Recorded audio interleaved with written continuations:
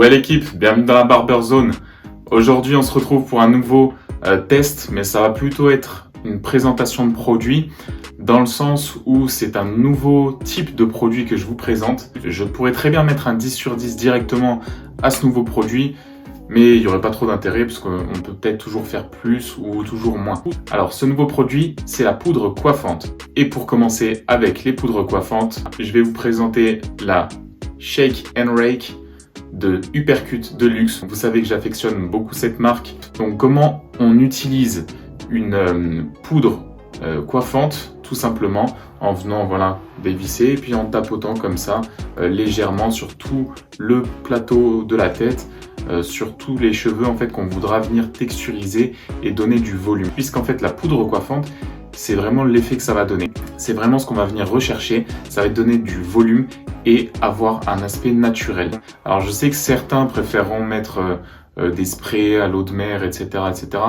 Personnellement, je suis pas fan de l'idée, puisqu'en fait, quand on met de l'eau de mer, donc de l'eau salée sur les cheveux, ouais, certes, ça va donner cet effet un petit peu effet décoiffé, voilà, un petit peu naturel, etc., etc.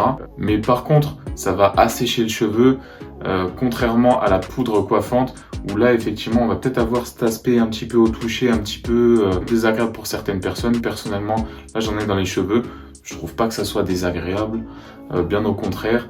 Moi, je sais que ça va pas venir tuer mon cuir chevelu, ça va pas venir tuer mes longueurs, etc. J'utilise pas ce genre de produit pour mes coupes de cheveux, puisque moi je préfère les plaquer, avoir un aspect brillant, et puis c'est vraiment l'inverse qu'on va avoir avec ce style de produit. Alors là, je l'ai utilisé pour un petit peu relever la mèche du devant.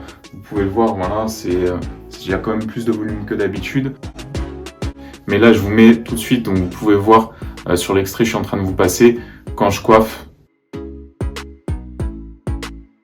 Vous pouvez voir en fait cet effet froissé, cet effet naturel qui est en train de se donner. Donc là, c'est typiquement le type de coupe que j'aime reproduire avec de la poudre coiffante.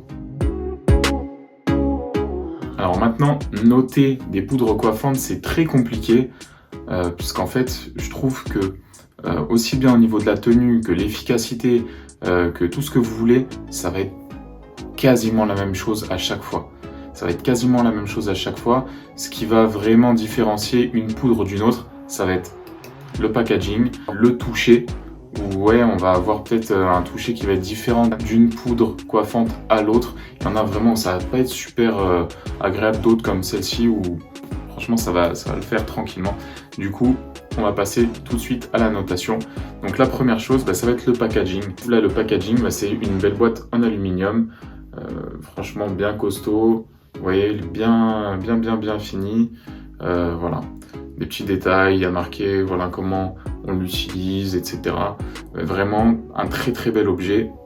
Je suis vraiment fan de cet objet. Et puis pour le transport, c'est du costaud, c'est de l'alu. Du coup, je sais que j'avais dit que je taperais pas trop fort au niveau des notes au début de la vidéo, mais pour avoir vu un petit peu tout ce qui se fait à côté, ça c'est du 10 sur 10 direct. Voilà, comme ça, c'est réglé, on n'en parle plus. Pour ce qui est du coup du toucher, honnêtement, c'est très agréable.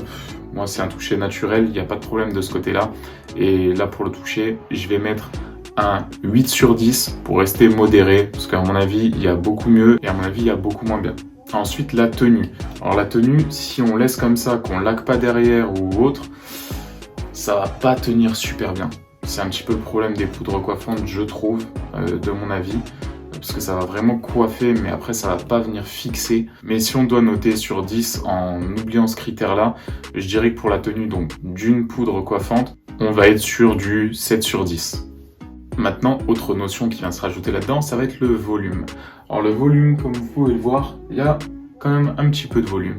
Même si moi, c'est pas la coupe qui va être la plus efficace pour ce type de produit-là. Après, pour en avoir essayé d'autres, je trouve pas que celle-ci, ça soit la meilleure pour le volume. J'en ai déjà essayé qui ont un grain au-dessus. Du coup, je vais la mettre à 8 sur 10. Alors du coup, en prenant ces 4 critères de sélection en compte, ça nous donne une moyenne arrondie à 8 sur 10. Donc, ce qui est une très bonne note, on va pas se le cacher. C'est un produit que j'utilise très souvent sur mes clients qui cherchent justement soit à donner cet effet un petit peu froissé, un petit peu naturel, sans avoir trop une fixation, pouvoir repasser la main dans les cheveux, un petit peu cet effet décoiffé, ou soit sur des clients qui ont pas beaucoup de volume, qui ont un cheveu très fin et du coup qui veulent vraiment faire comme si on avait un petit peu plus de cheveux. Et ça, c'est un très bon outil pour avoir cet effet de volume supplémentaire. Au niveau du prix, c'est pas déconnant. Donc vraiment, c'est un produit que je conseille fortement. Après, l'aspect, voilà, c'est pas un critère qui est jugeable selon moi sur ce type de produit, tout simplement parce que c'est un aspect naturel tout de suite. Alors si on veut un petit peu de brillance, on met une laque brillante. Si on veut garder une fixation, mais du coup pas avoir l'aspect brillant, on peut très bien rajouter une cire ou une laque très légère par-dessus. Voilà, il n'y a pas de problème de ce côté-là. Voilà l'équipe, c'est tout pour la présentation de la Shake and Rake, donc une poudre coiffante de Hypercute de luxe. J'espère qu'elle résoudra les problèmes que certains peuvent avoir et les inspirera.